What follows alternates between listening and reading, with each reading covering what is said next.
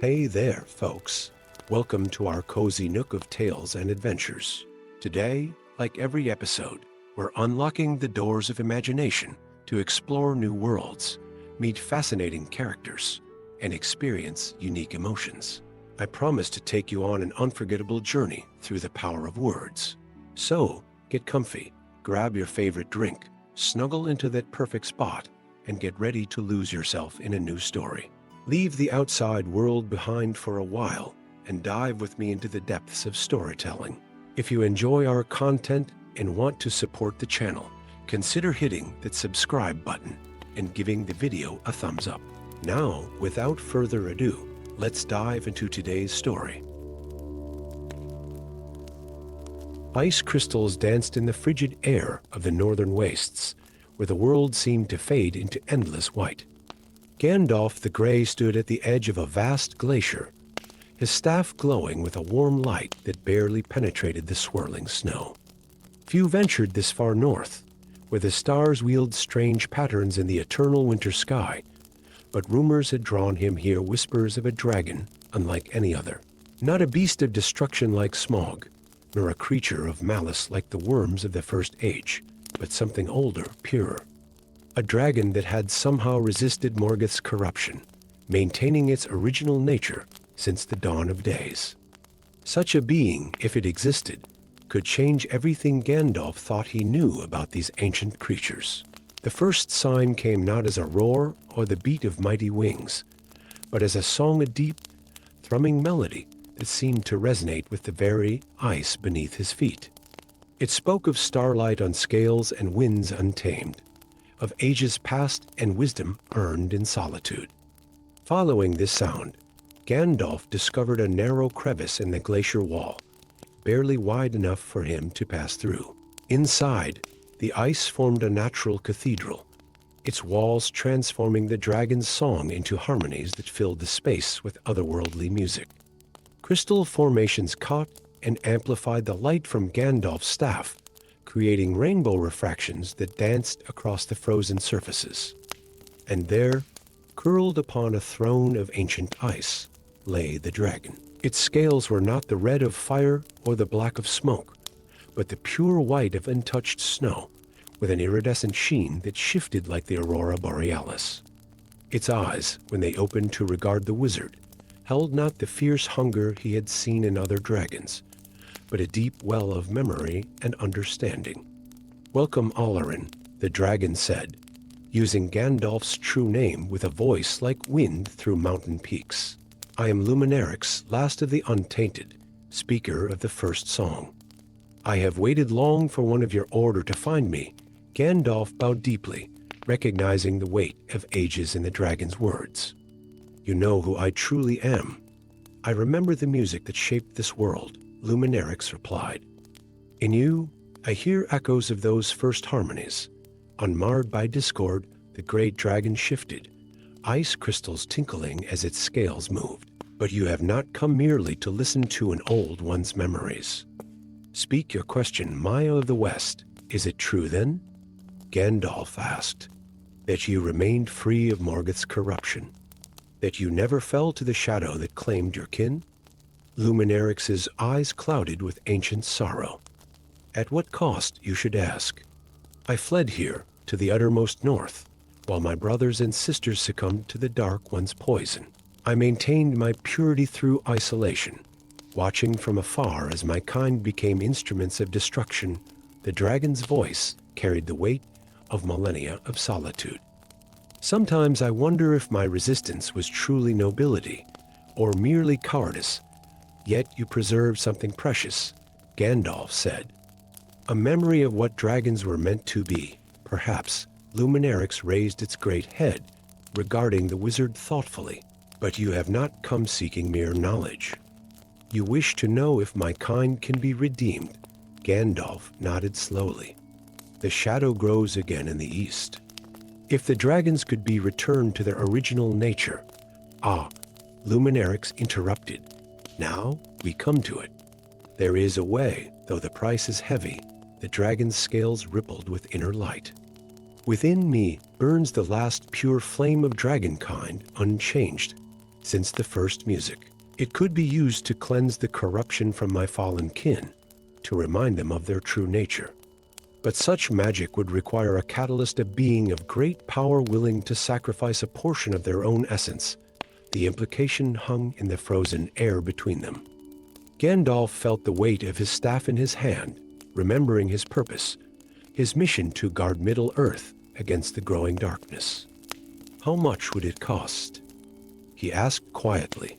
A significant portion of your power, Luminarix answered. You would remain a wizard, but diminished. Perhaps too diminished to face what comes. Gandalf paced the icy floor, his mind working through the implications. The dragons, if redeemed, could be powerful allies against the shadow. But if he weakened himself now, would he still be strong enough to guide and protect those who would need him in the coming darkness? Show me, he said finally. Show me what dragons were meant to be. Luminarix's eyes began to glow with inner fire, and suddenly the ice chamber was filled with visions dragons as they had been at the beginning of time. Magnificent creatures of wisdom and power, singing harmony with the music of the Aenir, guardians of Middle-earth skies, and keepers of its deepest mysteries. They were beautiful and terrible to behold, but not with the terror of corruption, rather, with the awe-inspiring majesty of a lightning storm or a mountain peak. This is what was lost, Luminarix said softly as the visions faded. This is what could be again. But as Gandalf watched the last images fade, he saw something else, something that made his heart heavy with understanding. In the visions, the dragons had been numerous, filling the skies with their glory. But that was an age past, and most of his kind were now gone. Even if we succeeded, he said slowly, there are too few dragons left. Those that remain are too far gone, too deeply corrupted. We would be sacrificing power needed for the present battle in an attempt to reclaim a past that can never truly return. Luminarix's eyes showed not disappointment, but approval. You see clearly, Allarin. The time of dragons is passing, just as the time of elves fades and the age of men approaches. Some things once lost cannot be reclaimed. They can only be remembered.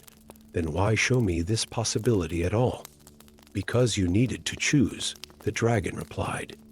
To understand that sometimes wisdom lies not in attempting to reverse the flow of time, but in preserving what remains while looking toward the future.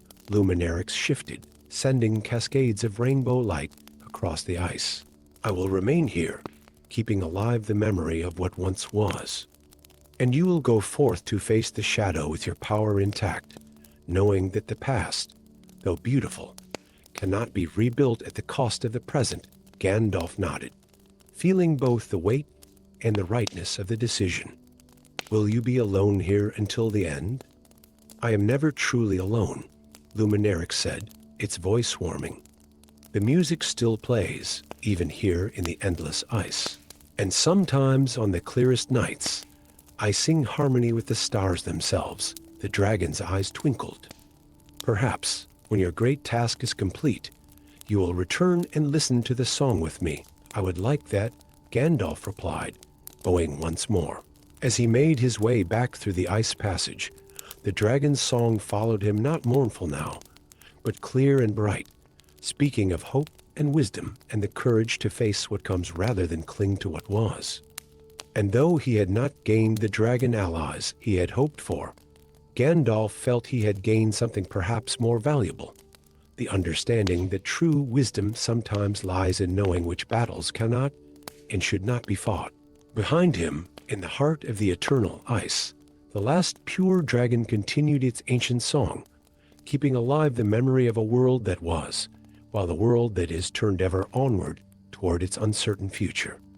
Story 2. The message arrived on wings of storm and urgency, a rain-soaked raven bearing Radagast's hurried scrawl. The stars speak of the silence coming. The eclipse approaches. The Valar will listen. Come quickly. Beneath these words were coordinates marking a location deep in the heart of Mirkwood, where Gandalf knew his fellow wizard maintained a hidden tower far from curious eyes. 3 days later, Gandalf stood before that tower, But something was terribly wrong. The usual chorus of forest life that accompanied Radagast's dwelling had fallen silent. No birds sang in the twisted branches above. No small creatures scurried through the underbrush. Even the ever-present butterflies that typically danced around the brown wizard's home were conspicuously absent. The tower's door stood slightly ajar, creaking softly in the wind. Inside, chaos reigned. Books lay scattered across the floor, their pages torn and fluttering. Star charts covered every wall, their markings fresh and frantic. And in the center of the main chamber, a circular table held an astronomical device of incredible complexity, bronze rings within rings, each etched with elvish script that seemed to shift in the dim light. "Oh, my old friend," Gandalf murmured, picking up a fallen journal. "What did you discover?" The journal's pages revealed Radagast's increasingly excited observations about an approaching celestial event, a total eclipse that occurred only once every 1,000 years. But it was more than a mere alignment of sun and moon. According to the ancient texts Radagast had uncovered, during this eclipse, the very barriers between worlds would thin. For a brief moment, it would be possible to speak directly with the Valar themselves. A soft sound from above made Gandalf freeze. He wasn't alone in the tower. He was quite thorough in his research, wasn't he? The smooth voice of Saruman, the White, drifted down from the spiral staircase. The White Wizard descended slowly, his staff tapping against each step. Though I fear his enthusiasm led to carelessness. "Where is he, Saruman?" "Peace, old friend." Saruman raised his empty hand in a placating gesture. "Radagast is quite safe, though currently indisposed. I couldn't risk him attempting the communion prematurely." "The alignment must be perfect." Gandalf's eyes narrowed.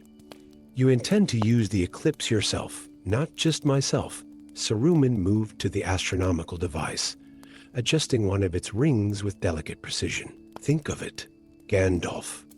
Direct communion with the Valar, the first, since they withdrew from Middle-earth. We could seek their guidance, their power, their blessing to combat the growing shadow in the east.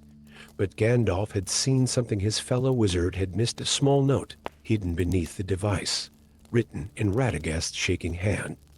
"The price of speaking is silence.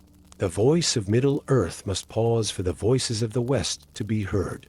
Understanding dawned with horrible clarity. The unnatural quiet around the tower wasn't just Radagast's absence, it was a test, a small demonstration of what the eclipse would require. To speak with the Valar, all of Middle-earth would have to fall silent. Every bird, every beast, every growing thing would have to pause in their song of life. "You know what this would cost," Gandalf said quietly. "Every living thing, holding its breath, its voice, its very essence, even for a moment. It could break the harmony of Middle-earth forever, a small price to pay for divine guidance," Saruman countered. "The world holds its breath every night, does it not? This would simply be a longer pause. There is a difference between rest and enforced silence." Gandalf moved toward the device. "Where is Radagast?" "Show me." Instead of answering, Saruman's hand shot forward, his staff blazing with white light. Gandalf barely managed to deflect the blast, which shattered a bookshelf behind him. The battle that followed shook the tower to its foundations. Two of the most powerful wizards in Middle-earth locked in combat, their magics clashing in spectacular displays of light and shadow. But even as they fought, Gandalf's mind raced through the riddles and clues Radagast had left behind. The astronomical device wasn't just for calculating the eclipse, it was the key to understanding its nature. Each ring represented a different aspect of Middle-earth song: the voices of beasts, the whispers of trees, the murmur of waters, the very breath of the world itself. As he parried another of Saruman's attacks, Gandalf caught sight of a particular set of markings on the device. They weren't measurements or calculations, they were musical notes. Radagast hadn't been preparing to silence the world's song. He had been trying to harmonize with it. Understanding flowing through him like lightning, Gandalf began to chant not words of power or combat, but an ancient elvish melody. The device's rings began to turn of their own accord, each adding its own note to the growing symphony. Saruman's next attack faltered as the music filled the tower. "What are you doing?" he demanded. What Radagast discovered, Gandalf replied between verses. "The Valar don't desire our silence. They wish to hear how their great music has grown and changed in the voices of their creation." The white wizard's face contorted with fury and frustration. "Fool, you would throw away our chance too." But his words were drowned out by a new sound, the return of life to the forest around them. Birds began to sing, insects to chirp, leaves to rustle in a wind that carried the voices of countless living things. The very stones of the tower seemed to hum in harmony. From a hidden chamber beneath the floor, another voice joined the chorus Radagast's own, singing in perfect harmony with the world's symphony. The trap Saruman had placed him in had become a resonating chamber, amplifying and focusing the song of life itself. As the eclipse began overhead, darkness flowing across the sun like spilled ink, the music reached its crescendo. For a brief, transcendent moment, all of Middle-earth sang together not in enforced silence, but in joyous harmony. And in that song, Gandalf heard something more. The distant, loving laughter of the Valar, delighting in how their original music had grown and flourished in the voices of their creation. When light returned, Saruman was gone, fled in his failure and shame. Gandalf helped Radagast from his chamber, the brown wizard disheveled but smiling. "You understood," Radagast said happily, watching a butterfly land on his outstretched finger. "Not silence symphony." Thanks to your riddles, old friend, Gandalf looked at the astronomical device, still slowly turning, still quietly humming. "Though I fear Saruman will not forget this defeat easily." "No," Radagast agreed, his face growing serious. "But perhaps he learned something today, even if he doesn't yet realize it. The greatest power isn't in commanding silence, but in learning to listen to all the voices that make up the great song of existence. Together, they stepped out into the forest, now alive with renewed vigor. Above them, the last shadow of the eclipse faded from the sun, but its lesson remained. The Valar had never stopped listening to Middle-earth. They had simply been waiting for its inhabitants to learn to listen to each other. And in the days that followed, those who passed near Radagast's tower would sometimes pause, cocking their heads as if hearing distant music, the echoes of a moment when all of creation sang as one, and the very stars listened in joyous silence. Story 3. The mists clung low to the grasslands of Rohan, weaving between the ancient burial mounds like restless spirits. Gandalf the Grey sat motionless atop his steed, Shadowfax, watching as shadows moved where no shadows should be. The great horse's ears twitched nervously, sensing what his rider had already confirmed: the dead were stirring in the realm of the living. It had begun with whispers from the border villages, tales of warriors seen walking the fields at dusk, their armor gleaming though they had fallen decades ago. At first, Gandalf had dismissed these as mere ghost stories, the kind that flourish in times of uncertainty. But then came reports of these spectral figures becoming more solid, more present, until they were no longer spirits but flesh and blood, wearing the faces of men long buried. The trail had led him here, to the fields of the fallen, where generations of Rohan's greatest warriors lay beneath green mounds marked with flowering symbolmen. As the morning mist began to lift, Gandalf could see fresh footprints leading away from several of the burial sites' boots that had walked out of graves. Shadowfax suddenly tensed, and Gandalf turned to see a figure approaching through the thinning fog. The man wore the armor of a marshal of the mark, though the style was from at least 50 years past.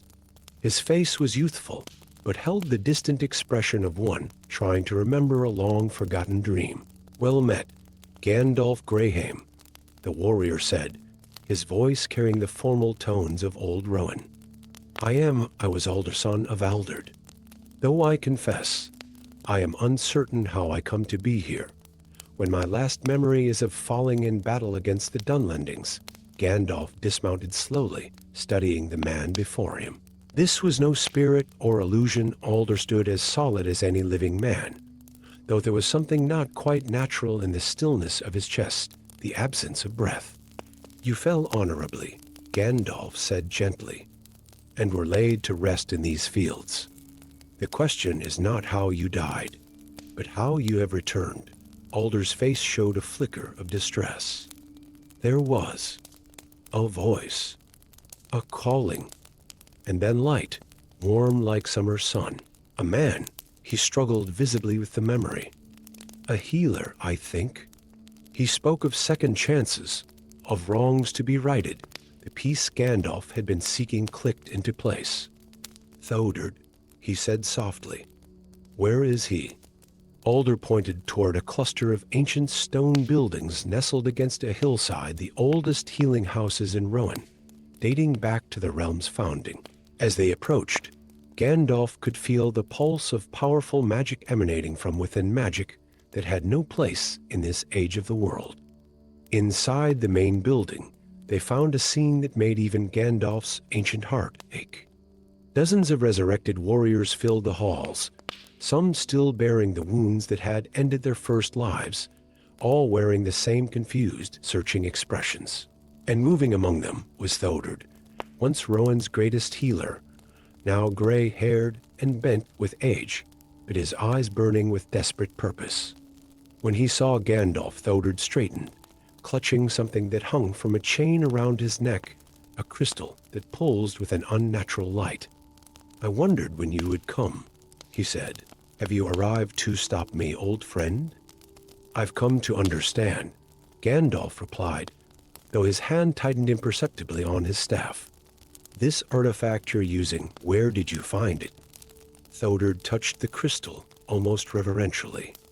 In the deepest vaults of Minas Tirith, hidden away with other relics of the First Age. The Stones of Return, they were called. The ancient texts spoke of their power to call souls back from the halls of waiting. His voice cracked slightly.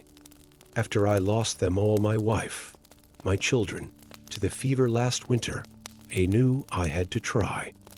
And look, he gestured to the warriors around them. It works.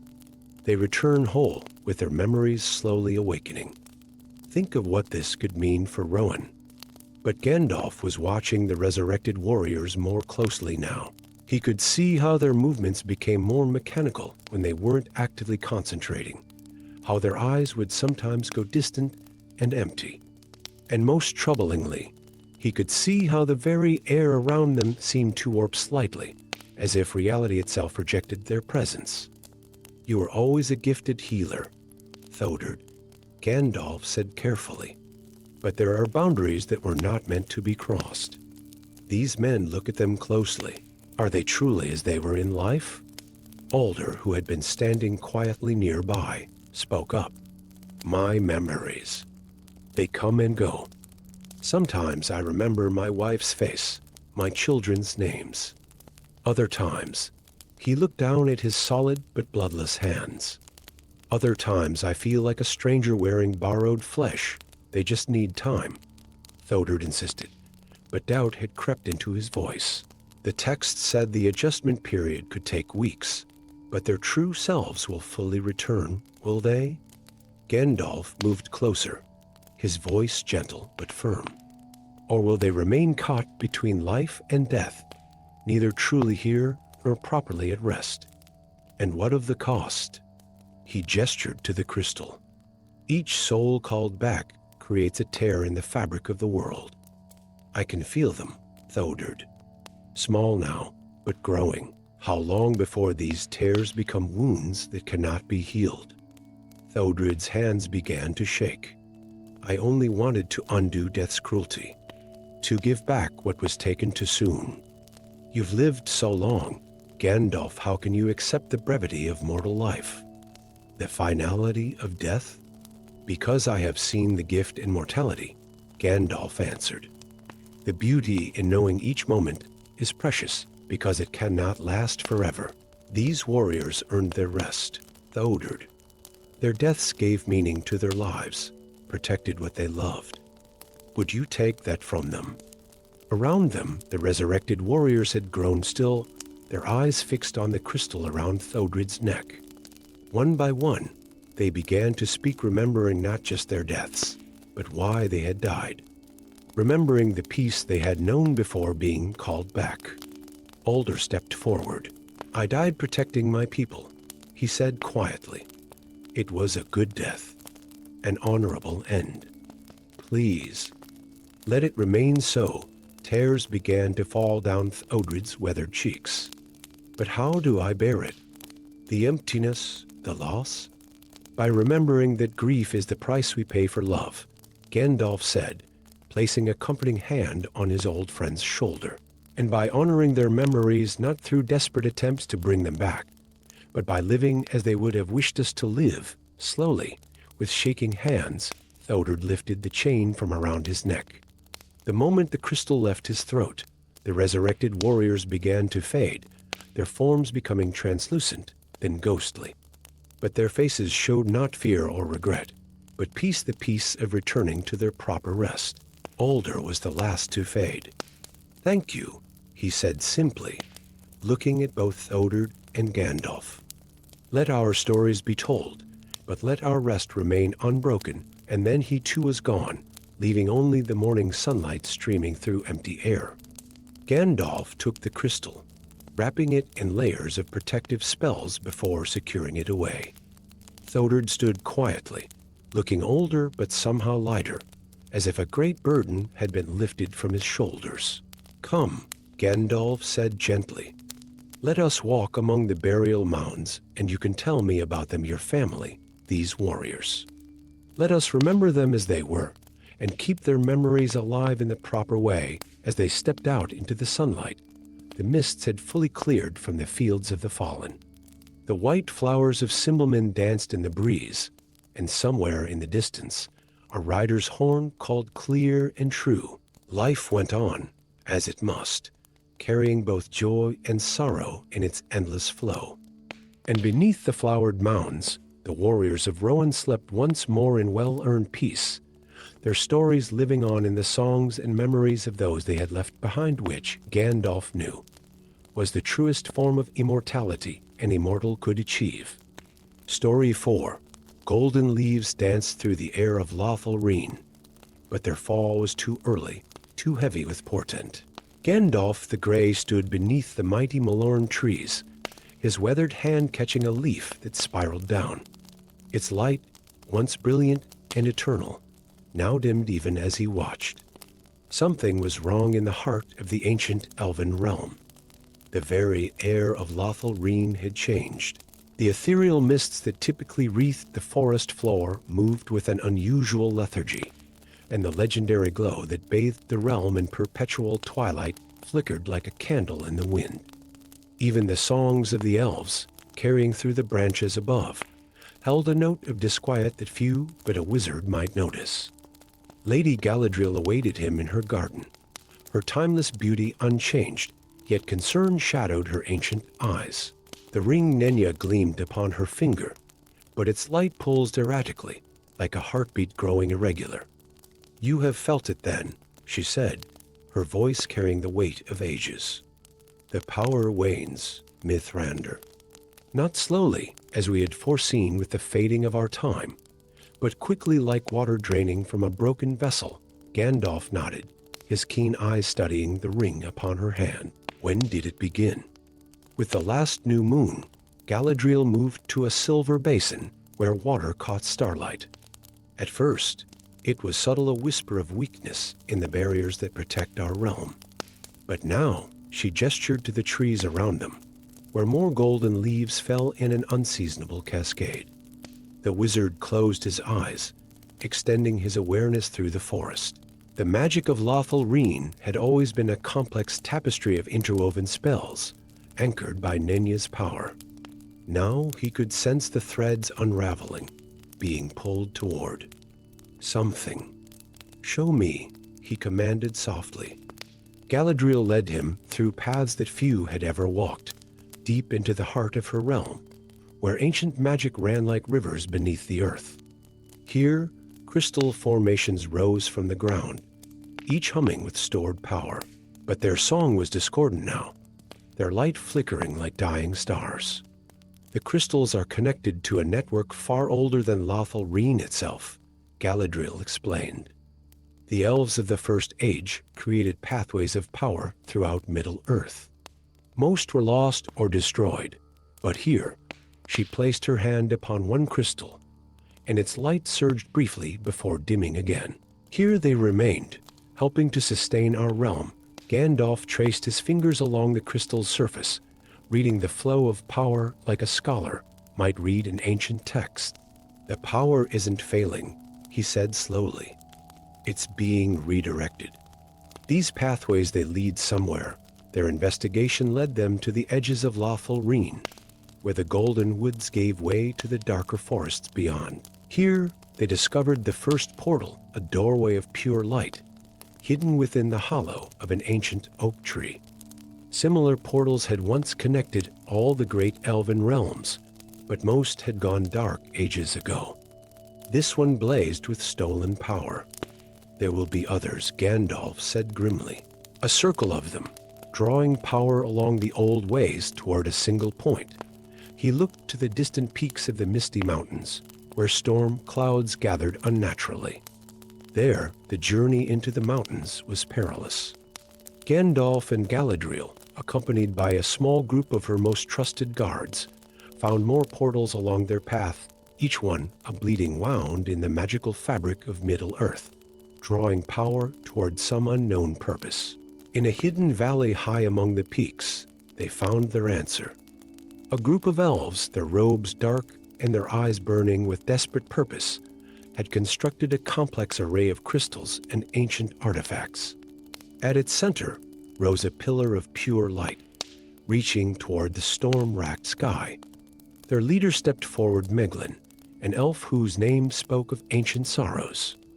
"Lady Galadriel," he said, bowing with exaggerated courtesy, "we wondered if you would discover us before our work was complete." "What work is this?" Gandalf demanded, his staff glowing with warning light. "Do you understand what you're doing? You're bleeding the life from LOTR." "We understand perfectly," Meglin replied. "We are creating salvation. A new haven, protected by power greater than any ring. The time of the elves fades, but we have found a way to preserve our power, our immortality, without relying on the gifts of the Valar around them." The stolen power of LOTR surged through crystal arrays, building towards some catastrophic culmination. The air itself seemed to bend and warp, reality straining under the weight of their ambition. "You cannot create what was given by the Valar themselves," Galadriel said, her voice carrying both sorrow and steel. "This power was meant to fade. In trying to preserve it, you destroy everything it was meant to protect. Better destruction than submission to decay." Meglin cried, "Look." He gestured to where the pillar of light was beginning to take shape into something more solid, the ghostly outline of a great city, suspended between earth and sky. "We can build a realm that will never fade." But Gandalf could see the instability in their creation, the way it twisted the natural order into something that should not exist. "The power you steal has a price," he warned. "It's bound to the very life of LOTR. If you continue, you won't just drain its magic, you'll destroy the realm itself." The storm above intensified, lightning crackling between the peaks as nature itself rebelled against what was being attempted. Meglin's followers began to look uncertain, seeing the madness of their work reflected in the chaos around them. Galadriel stepped forward, Nenya blazing on her hand. "I offer you one chance," she said. "Stop this now. Return with us. Help us repair what has been damaged." For a moment, doubt flickered in Meglin's eyes. Then his face hardened. "We cannot go back. We will not fade." What followed was a battle not of swords, but of pure power. Gandalf and Galadriel working in concert to contain and redirect the energies being unleashed, while Meglin and his followers fought to maintain control of their creation. The very air crackled with competing spells, the ancient magics of Middle-earth clashing in devastating displays of light and power. In the end, it was not force that won the day, but sacrifice. Galadriel, seeing that the power could not simply be stopped without destroying everything it touched, used Nenya to create a new pathway, offering her own realm's power not to resist the drain, but to guide it safely back into the earth itself. The false city in the sky dissolved. The portals winked out one by one. And in the sudden silence, Meglin and his followers stood defeated, their dream of eternal preservation crumbling like autumn leaves. "You've won nothing," Meglin said bitterly as Galadriel's guards surrounded them. "Lothlorien will still fade. All our realms will fade. Yes," Gandalf agreed quietly, "but they will fade in their time, with dignity, leaving behind memories of beauty rather than destruction." Sometimes, Meglin, the greatest wisdom lies in knowing how to let go. Returning to Lothlorien, they found the golden woods already healing. Though some power had been lost that could not be regained, the realm's light had stabilized. The unseasonable fall of leaves had stopped, and the mists once again moved with their familiar grace among the Malorn trees. Standing in her garden once more, Galadriel looked at Nenya, its light now steady, but noticeably dimmer. "We bought time," she said, "but you speak truth, Mithrandir. Our time here draws to a close. All things must end," Gandalf replied gently. "But endings are not always tragedies. Look there." He pointed to where new shoots were growing from the earth, reaching toward the light. "Life continues, though it changes form. That is the true immortality above them." The Malorn trees swayed in the evening breeze, the remaining golden leaves catching the last light of day. The songs of the elves rose once more through the branches, and if they carried a note of sweet sorrow, they also spoke of hope and of beauty that, though fading, would never truly die. Story 5. The ancient halls of the Lonely Mountain held many secrets, but none as dark as what lurked in its deepest chamber. Gandalf the Grey's footsteps echoed through the abandoned corridors, his staff's gentle light casting dancing shadows on walls adorned with intricate dwarven carvings. The air grew heavier with each descending step, thick with the weight of forgotten histories and unnamed fears. It had begun with a dream, or rather, a warning. 3 nights passed, as Gandalf rested beneath the stars near the mountain's base. A voice had whispered in his mind, speaking of ancient powers and hidden truths. Now, guided by instinct and the faintest trace of ancient magic, he followed that same whisper deep into the mountain's heart. The passage narrowed, and the worn stone steps gave way to roughly hewn rock. Gandalf's beard brushed against the cold stone walls as he ducked beneath a low archway. The air here felt different, charged with an energy that made his staff flicker uncertainly. As he rounded a final bend, the passage opened into a vast circular chamber, its ceiling lost in darkness above. At the chamber's center stood a perfect circle of black stone pillars, each carved with runes that seemed to shift and change in the light of his staff. But it was what lay between the pillars that made even the ancient wizard pause. A sphere of swirling darkness, suspended in mid-air, its surface rippling like oil on water. "Welcome, brother," a voice whispered, seeming to come from everywhere and nowhere at once. "I have waited long for one of our order to find me." Gandalf raised his staff, its light brightening, but the darkness between the pillars seemed to drink it in. "Show yourself," he commanded, his voice carrying the power that had toppled kingdoms and felled demons. A laugh echoed through the chamber, soft and musical, yet with an edge that spoke of centuries of solitude. "I can not. Not in any form you would recognize. The pillars bind me thus, as they have since the First Age, when fear turned brother against brother, moving closer, Gandalf studied the runes on the nearest pillar. They were ancient, predating even the dwarven script he knew so well. As he watched, they shifted again, and in their movement, he began to recognize patterns, words in a language so old it had been forgotten by all but a few. "You were an Istari," Gandalf said slowly, understanding dawning. "One of the first. I was Morinheader, the first of the Blue Wizards," the voice confirmed. "Though that name has long since been struck from the histories your masters keep." Gandalf's mind raced through ancient legends and half-remembered tales. The Blue Wizards had vanished into the east, or so the stories said. But here was evidence of a darker truth. "Why were you imprisoned?" Gandalf asked, though part of him feared the answer. The darkness swirled faster. "Because I saw too much. Because I dared to look beyond the task set before us." The voice grew stronger, more insistent. "The shadow that approaches, Gandalf, the evil you sense stirring in the world, I saw it all, ages ago. I tried to prepare us, to gather power enough to fight it. But the others, they feared what I might become more than what I warned against." Images began to form in the swirling darkness. Armies marching beneath a dark banner, a great eye of flame, rings of power glinting in the dark. Gandalf recognized some visions as events long past, while others showed things yet to come or things that might come to pass. "You see now?" Morinheader whispered. "The truth I was imprisoned for speaking.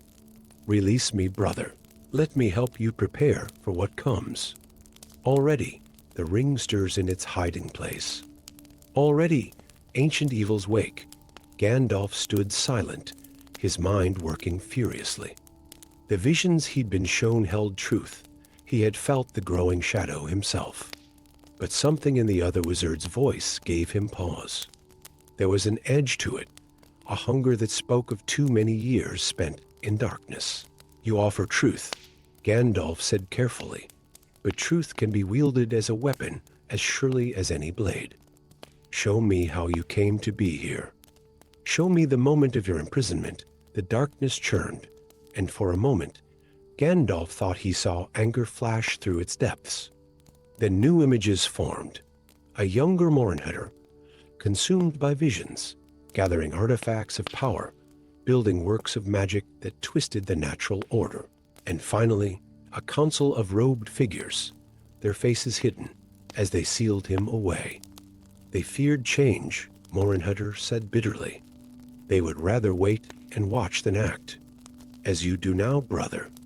Standing there, questioning, while darkness grows stronger with each passing day, but Gandalf had seen what he needed to see.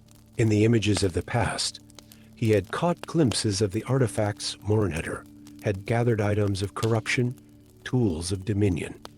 The ancient Istari had not been imprisoned for his warnings, but for the methods he had chosen to combat what he had foreseen.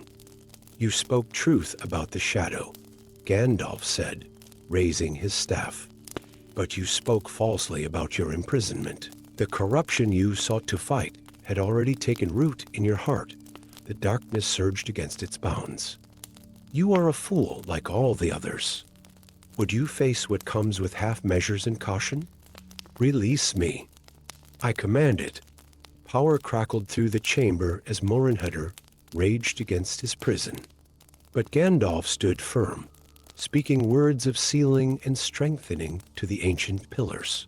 Slowly, the darkness retreated, condensing once more into its suspended sphere. "Then go," Morinheader's voice came quietly, all pretense of brotherhood gone. "Go and play your small part in the great game. But remember this, Gandalf the Grey, when the shadow falls, when the ring is found, when all your careful plans lie in ruin, remember that you had a chance to change it all." Here, in the deep places of the world, Gandalf turned away from the circle of pillars, his heart heavy, but his resolve firm. As he climbed back toward the light, the whispers followed him, speaking of doom and destiny, of power and corruption. But they grew fainter with each step, until at last he emerged under the open sky. Standing beneath the stars, Gandalf drew a deep breath of clean air. He had come seeking answers and had found them, though not the ones he had expected. The shadow was growing, yes, but the answer to darkness was not more darkness. It would be found in smaller things, in courage, in friendship, in the quiet strength of those who chose to do what was right, rather than what was easy. With a last look at the mountain's dark face, Gandalf set off down the path. There was much to do, and the road ahead was long. But he walked it now with clearer purpose, having seen both the threat that approached and the seduction of false solutions. Behind him, deep in the mountain's heart, ancient whispers continued their eternal song, waiting for the next seeker of power to find their way down into the dark. Story 6. The night sky above the realm of Ethereal wept stars. Not the gentle shimmer of ordinary shooting stars, but great celestial bodies that plummeted from their ancient perches like tears of light. Standing atop the highest tower of the Star Watcher's sanctuary, Gandalf the Grey witnessed the unprecedented exodus of the heavens, his weathered face illuminated by the cascade of falling light. Each fallen star left behind a void in the fabric of night, a darkness deeper than mere absence of light. More troubling still were the whispers they brought, voices of light that spoke in tongues not heard since the First Age, carrying prophecies of ending times. Selene, high priestess of the Star Watchers, approached the wizard, her silver robes catching the light of the falling stars. "They speak of the void, Mithrandir," she said, her voice tight with concern. "The stars flee from something that pursues them." Before Gandalf could respond, a star fell closer than any before, landing in the sacred grove beyond the sanctuary's walls. Unlike its brethren that had fallen in distant lands, this one retained its form, a being of pure light that coalesced into a vaguely humanoid shape. As they approached, the star being spoke in a voice like chiming crystal. The chains weaken. The void stirs. We can no longer hold. From the shadows of the grove emerged Aldurin the Star Reader, an Astronmago exiled years ago for his controversial theories about the nature of the heavens. His eyes reflected the stellar light as he approached, ancient scrolls clutched in his arms. "I warned the council," he said, his voice carrying years of vindication and dread.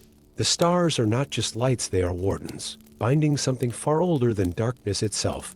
The star being's light pulls in agreement. Before your world was shaped, there was the void, a consciousness that devoured light and life. The first wizards did not defeat it. They bound it, using our light as chains. But now the bindings fray, and we can no longer hold our positions." Gandalf's mind raced through ancient lore, connecting pieces of prophecy and myth that suddenly carried new meaning. "The first music," he muttered. "It wasn't just creation, it was imprisonment." Together, they learned the full truth. At the dawn of time, the void had threatened to devour all of creation. The first wizards, working with the Valar themselves, had devised a prison made of living light, using the stars themselves as both chains and wardens. But now, after ages of strain, those bonds were breaking. Their council was interrupted by a sound that should not have been possible: silence. One by one, the nightingales ceased their songs. The wind died. Even the falling stars seemed to hang suspended in the air. At the edges of the world, darkness began to seep through the gaps where stars had once shone. "We must reach the vault of first light," the star being declared. "There, where the original binding was woven, it may be possible to restore the prison or forge a new one." Their journey would take them beyond the edges of known lands, through regions where reality itself grew thin. Gandalf, Selene, and Aldurin were joined by an unlikely fellowship, the star being, who took the name Lumin, a young bard named Arya, whose songs seemed to strengthen the remaining stars, and a mysterious hooded figure who spoke little but knew paths between the worlds. They traveled through landscapes transformed by the falling stars, valleys where time flowed backwards, forests that sang with stellar voices, mountains that floated like islands in the sky. Each fallen star they encountered shared fragments of ancient knowledge, pieces of the original binding spell that had caged the void. But the void pursued them, its presence felt in the growing shadows and the silence that followed their path. Where it touched, life itself seemed to fade, colors bleeding away into nothingness. The vault of first light lay beyond the circle of twilight, in a place where the boundary between earth and sky blurred. Its spires were crafted from solidified dawn light, its foundations set in the very fabric of creation. Yet even this mighty fortress showed signs of decay, cracks spreading through its crystalline walls as the void pressed against reality's edges. Inside, they found an ancient chamber where streams of light from every star had once been woven together into the great prison spell. But attempting to recreate the original binding would be impossible. Too many stars had fallen. Too much of the pattern had been lost. It was Arya who first understood what needed to be done. "The stars are singing," she said, listening to harmonies only she could fully hear. Not a song of binding, a song of transformation. Gandalf, drawing upon wisdom earned through ages of walking Middle-earth, realized the truth. The old way is ending. We cannot maintain the prison as it was. We must forge something new. As the void pressed closer, reality cracking around them, they began a new song. Arya's voice provided the foundation, weaving together the whispers of the fallen stars. Eldarin added his knowledge of celestial movements, while Selene channeled the ancient power of her order. The hooded figure revealed himself as one of the first children of Ilúvatar, adding harmonies from the world's beginning. Gandalf and Lumin stood at the heart of it all, the wizard's staff blazing with a light that matched the star being's radiance. Together, they did not seek to imprison the void, but to transform it. The song rose to a crescendo that shook the foundations of the world, and for a moment, all was darkness. Then, slowly, new lights began to appear in the sky, not the ancient, unchanging stars of old, but dynamic constellations that shifted and danced, maintained not by chains of duty, but by the very music of existence itself. The void was not defeated or imprisoned, but transformed, becoming the space between stars, the silence between notes, the darkness that gave light its meaning. As dawn broke over a transformed world, Gandalf understood that some changes, even those that seem like endings, are necessary for the birth of new wonders. The stars no longer stood as silent guardians, but danced in ever-changing patterns, their light no longer a prison, but a celebration of the balance between light and dark, sound and silence, being and void. Before departing to join the dance of the new stars, Lumin shared one final insight. The greatest prison is unchanging permanence. True harmony comes not from eternal stability, but from the endless dance of creation. In years to come, the Star Watchers would learn to read new meanings in the sky's shifting patterns. Alderin's exile ended as he became the first teacher of a new form of celestial wisdom. Arya's songs were sung across Middle-earth, reminding all who heard them of the night. The stars fell and rose again, and Gandalf, ever watchful, observed as the world adjusted to its new rhythm, knowing that even the greatest changes could lead to deeper harmony, if met with wisdom, courage, and the willingness to find new songs in the darkness. Story 7. Deep within the 7th level of Minas Tirith, where ancient stone whispered secrets of ages past, Gandalf's fingers traced the spine of a book bound in leather, so old it had turned to the color of starless night. The archives lay silent save for the soft crackle of eternal flames in enchanted braziers, their light casting dancing shadows across towering shelves that seemed to stretch into infinity. The tome had called to him. Its presence felt like a subtle vibration in the air, a whisper that only those versed in the deepest magics could perceive. As he opened it, pages of impossibly thin parchment revealed text written in a script that shifted and moved like smoke across the page. "The Codex of Twilight Passages," he murmured, his eyes widening as he recognized the significance. So it wasn't just a legend. A young scholar named Farron appeared from between the towering shelves, his arms laden with scrolls. "Master Gandalf, I heard you speaking." His voice trailed off as he saw the book in the wizard's hands, its pages now emanating a faint silvery glow. Before Gandalf could respond, a chill wind swept through the archives, extinguishing several braziers and carrying with it the unmistakable sound of distant voices, not living voices, but the hollow echoes of those who had passed beyond the veil of death. "It begins," Gandalf said grimly. "The barrier between worlds grows thin." He turned to Farron, whose scholarly curiosity had overcome his initial fear. "Tell me, young one, have you heard tales of the lost city of Arameth?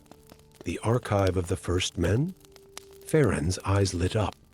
Where they supposedly kept knowledge of speaking with the dead? His excitement faltered as another ethereal whisper echoed through the chamber.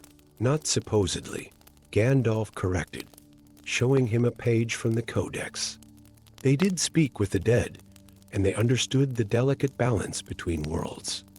Knowledge we may soon desperately need, for in recent weeks, spirits had begun appearing across Middle-earth, not the peaceful shades sometimes glimpsed in ancient elven forests, but troubled souls whose presence disrupted the natural order.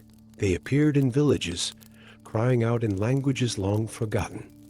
They wandered ancient battlefields, reliving moments of glory and tragedy. They whispered in the ears of the living, sharing secrets that should have remained buried." The Codex spoke of Arameth, a city built at a confluence of ley lines, where the veil between worlds was naturally thin. Its scholars had developed ways to communicate with the dead while maintaining the boundary between realms. But the city had vanished from history, taking its knowledge with it. As Gandalf and Farron studied the text, a third figure emerged from the shadows, an elf whose form seemed to flicker like candlelight. "I am Calanthir," he announced, his voice carrying the weight of centuries. "Once I was a lore master of Arameth. Now I am neither fully here nor fully gone. The disruption you sense, it draws me back, as it draws many others. Then guide us," Gandalf replied, recognizing the opportunity despite the risk. "Help us find your city." Their journey took them through lands where the boundary between worlds had grown dangerously thin. They witnessed phantom armies fighting battles long past, ghostly cities appearing in the mist only to vanish with the dawn, and heard songs in ancient tongues carried on winds that blew from nowhere. Calanthir led them along paths only the dead remembered, while Farron's knowledge of ancient maps and records helped them correlate the ghostly landmarks with the physical world. Gandalf's power kept the more malevolent spirits at bay, though each confrontation seemed to drain him more than it should. They found Arameth at last, hidden in a valley that seemed to exist half in their world and half in another. The city's white towers still stood, but they flickered like reflections in disturbed water. Libraries and observatories lay preserved in the strange twilight between worlds, their contents intact, but untouchable until Gandalf discovered the truth. The city isn't lost, he realized, watching how his staff's light bent strangely in the air. It's in transition, caught between realms.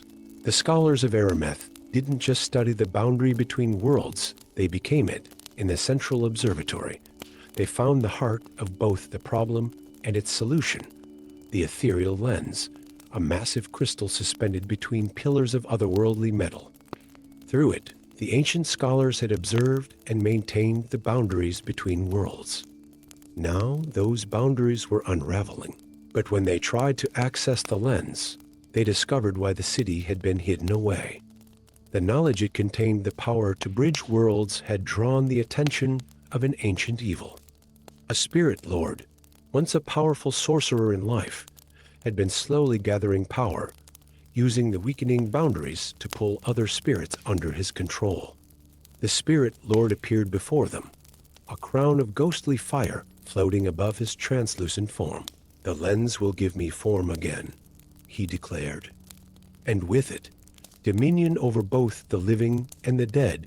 The battle that followed was unlike any Gandalf had fought before.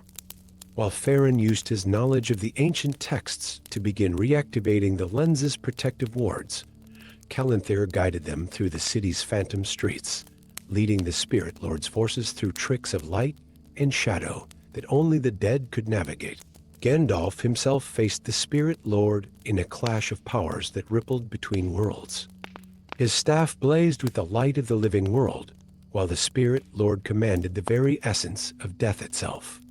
The conflict reached its peak at the lens, where the boundaries between worlds were thinnest. In the end, it was not power but understanding that won the day. Gandalf realized that the lens wasn't meant to control the boundary between worlds, but to maintain its natural flow. Working with both Farin's living knowledge and Callanthir's spiritual insight, he used the lens not to seal the worlds apart, but to restore their proper balance. The Spirit Lord, attempting to force his way back to life, found himself drawn into the natural cycle of death and rebirth that he had fought so long to escape. The troubled spirits across Middle-earth found peace, returning to their proper rest or moving on to whatever fate awaited them. Arameth stabilized, no longer caught between worlds, but remaining as a reminder of the necessity of boundaries and the importance of those who maintain them. Callanthir, at peace at last, faded with a smile, his long vigil finally complete. As they left the city, now hidden in a way that would protect rather than isolate it, Gandalf shared a final lesson with Farin. Knowledge of death is not meant to give us power over it, but to help us understand life better. The greatest wisdom lies not in bridging worlds, but in understanding why they must remain separate, even as they remain connected. The Codex of Twilight Passages returned to its place in Minas Tirith's archives, but now Farin remained as its guardian, ensuring that its knowledge would be preserved but protected. And sometimes, on quiet nights in the ancient library, scholars claim they can still hear whispers from beyond, not of darkness or dominion, but of wisdom carried across the ages by those who watch from beyond the veil. Story 8. The first sign of the unnatural winter came not with snow or ice, but with silence.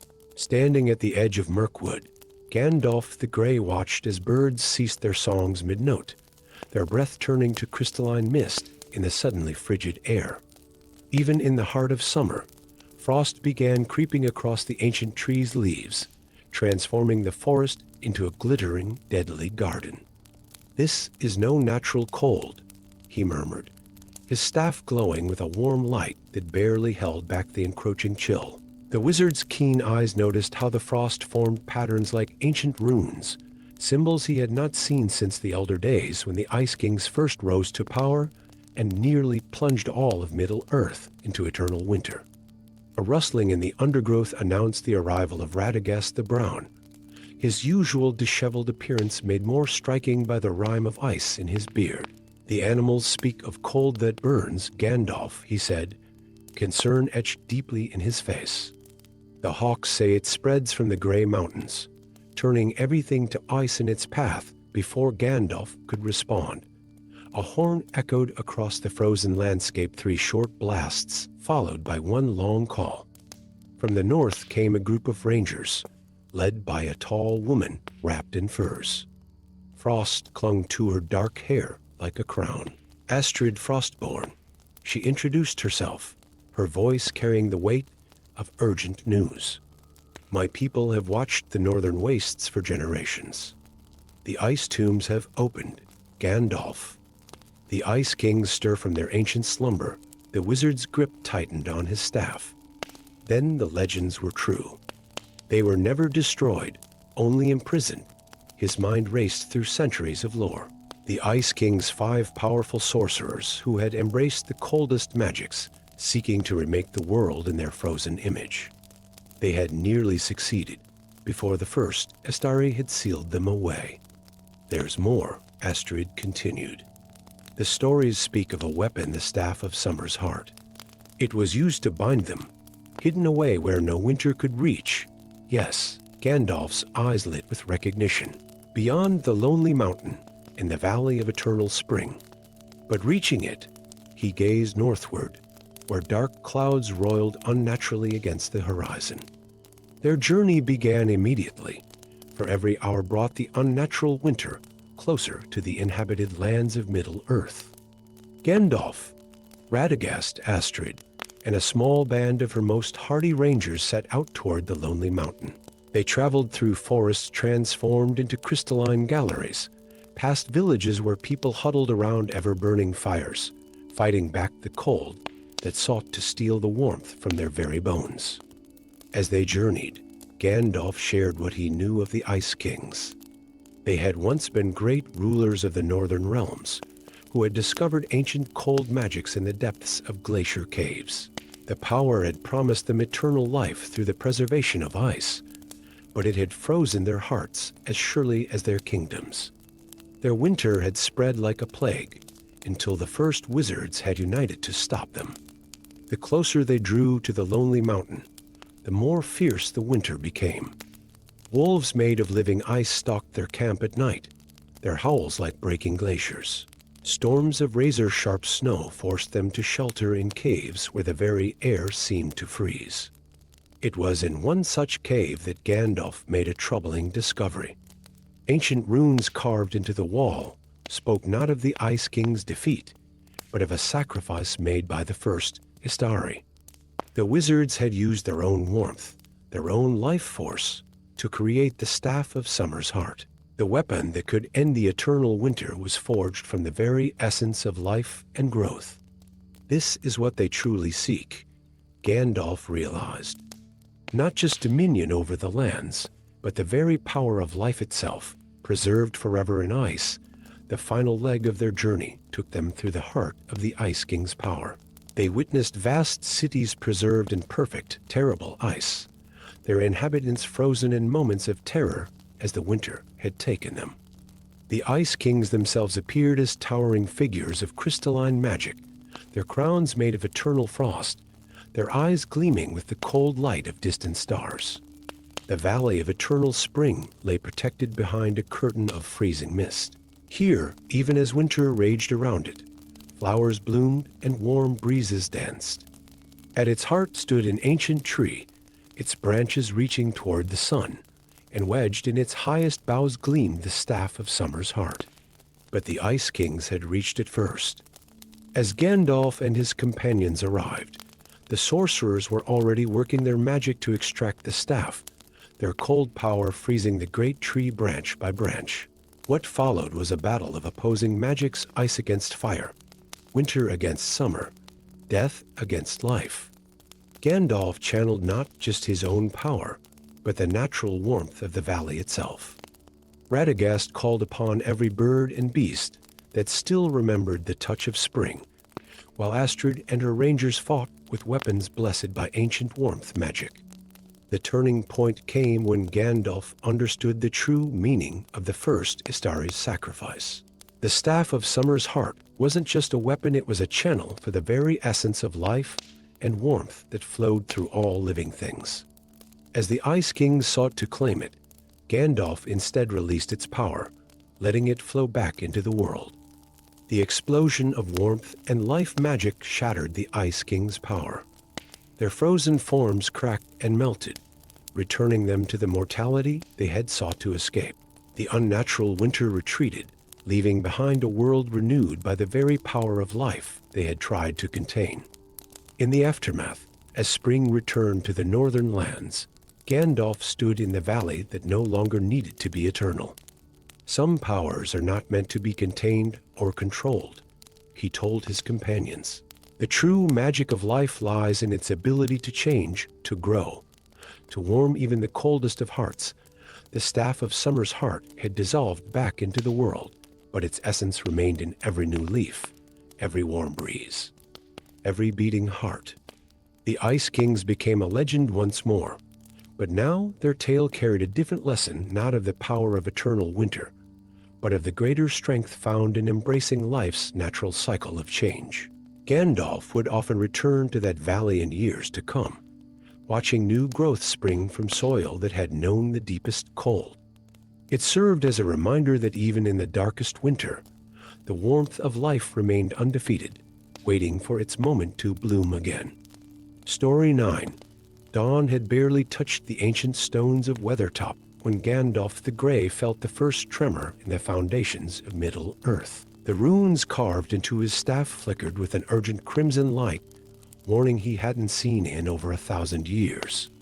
As the morning mist curled around the weathered ruins, ancient symbols etched into the stone began to pulse with the same alarming glow.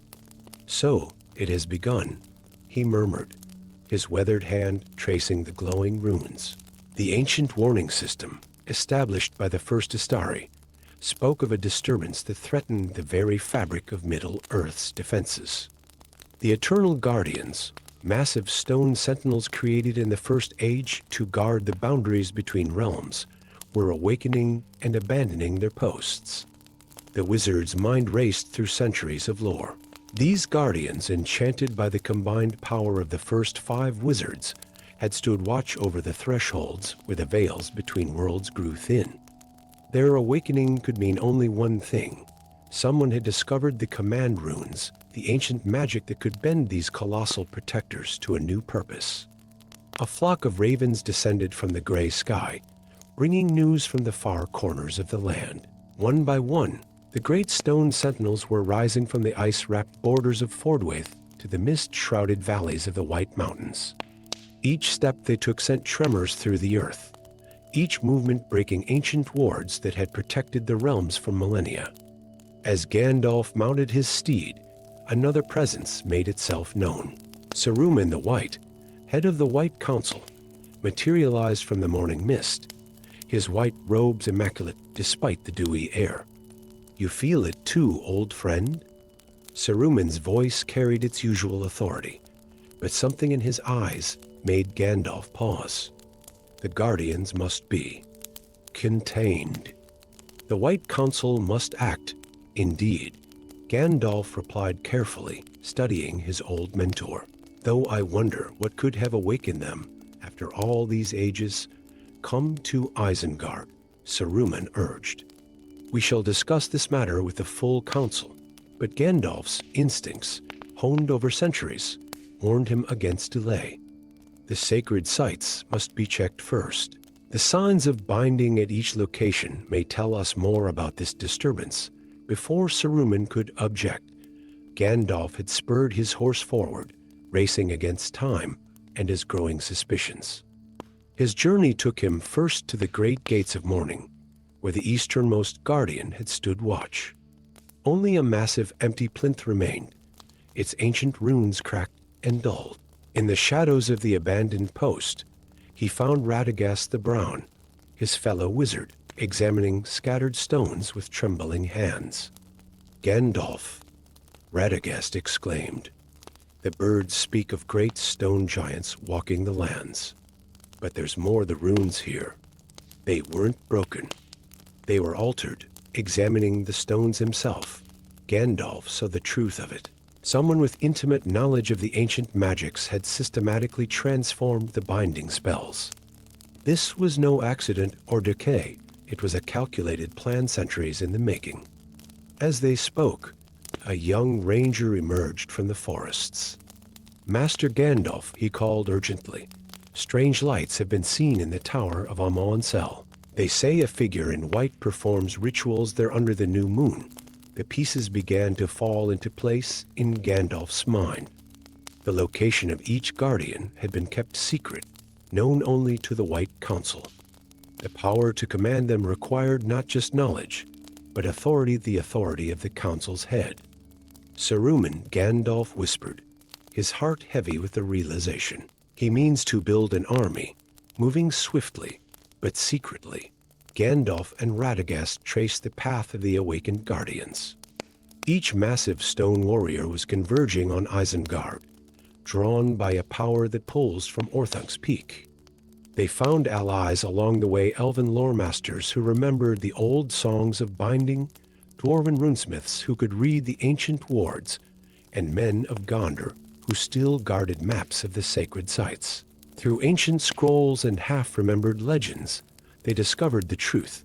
The Guardians had been created not just as sentinels, but as a last resort against the return of darkness. Saruman meant to twist their purpose, using their power not to protect but to dominate. The final confrontation came at the foot of Orthanc itself. Saruman stood atop his tower, his voice rolling like thunder as he commanded the gathered guardians. 5 massive stone warriors, each as tall as the ancient trees of Fangorn, stood ready to march at his command. "Think Gandalf," Saruman called down. "With these warriors under our control, we could ensure peace throughout all lands. No force would dare challenge the rule of the wise." But Gandalf stood firm, his staff raised high. The Guardians were created to protect, not to rule. "You have forgotten their true purpose, just as you have forgotten yours." What followed was a battle not of armies, but of wills and ancient magic. While Radagast and their allies worked to recreate their original binding circles, Gandalf confronted Saruman directly.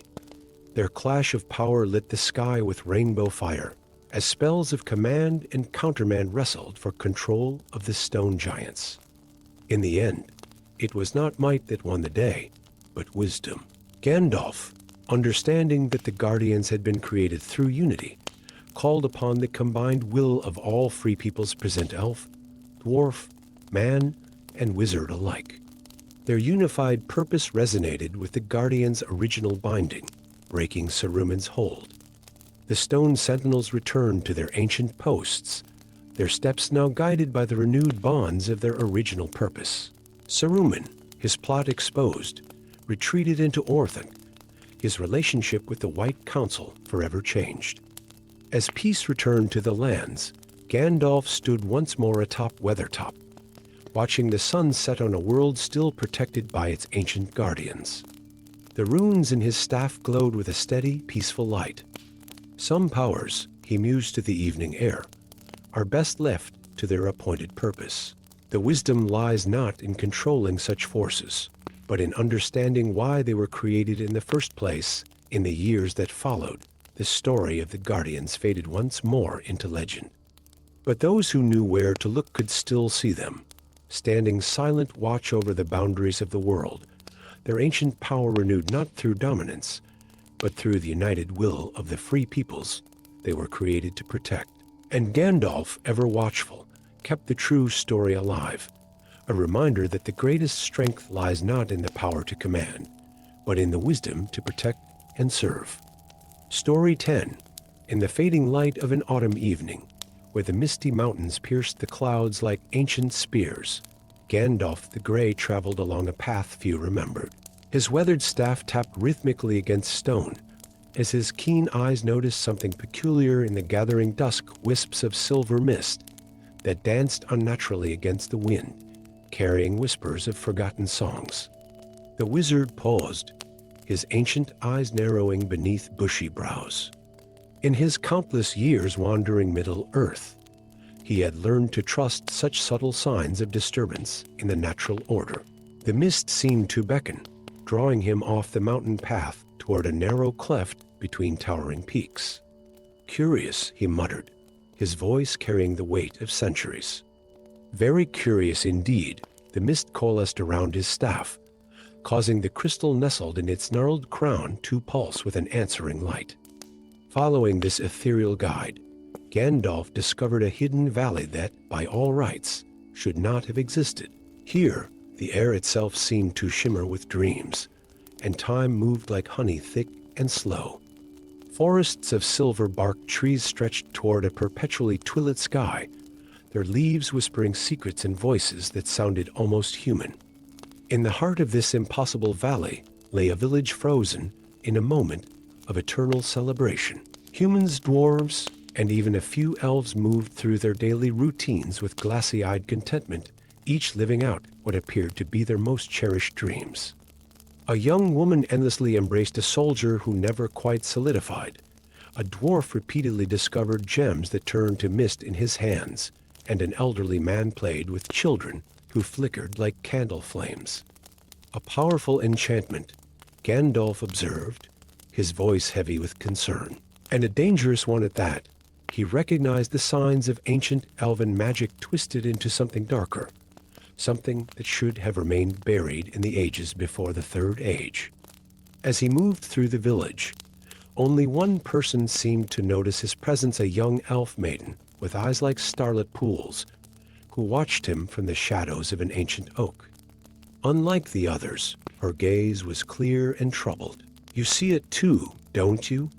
She spoke softly, stepping forward. "The wrongness of this eternal dream." "Indeed, I do," Gandalf replied, studying her carefully. "I am Gandalf, and you seem to be the only one here not caught in this enchantment. Tell me, child, who are you?" "I am Elendil," she answered, her voice carrying the musical lilt of the woodland realm. "I came here tracking a shadow that stole through our forests, only to find this." She gestured at the dreaming villagers. "Something holds them captive in their own desires." Before Gandalf could respond, a gruff voice called from behind them. "Aye, and I know what's doing it." They turned to find a stout dwarf emerging from a half-hidden cave entrance, his beard braided with silver and iron. "Name's Durin's Forge Master, Thorin Stonefist, and I've been studying the artifact responsible for this madness." The dwarf led them to his workshop, carved into the living rock of the mountain. There, amidst ancient tools and countless scrolls, he revealed his discovery: detailed drawings of an artifact known as the Dreamstone, a relic of the First Age. "It was created by the High Elves," Thorin explained, spreading out the yellowed parchments to preserve memories of the Blessed Realm.